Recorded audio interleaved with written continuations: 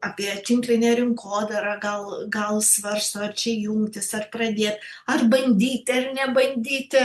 Ką tu palinkėtum tokiem žmonėm?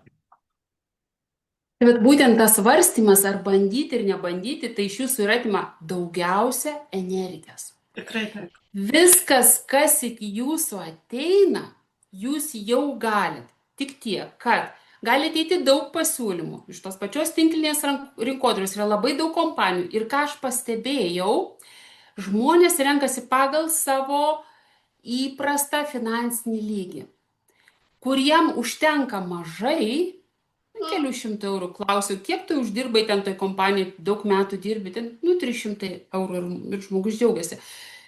Pagal savo tą žemesnę kartelę jis pasirenka seną marketingą. Labai svarbu pasirinkti, kur jūs einat, ar ne? Ir pagalvoti, kai gavot pasiūlymą, o aš čia nesusimažinu, aš čia kalbu, jeigu gausit pasiūlymus dar iš senų kompanijų, kur yra iš tikrųjų jau jų labai daug ir senas marketingas. Va čia yra pas mus labai didelis pliusas, kad yra naujas marketingas. Gausa yra visiškai, aš jau nekalbu apie naujas inovacijas ir produkto veiksmingumą, bet aš jau kalbu apie grąžą.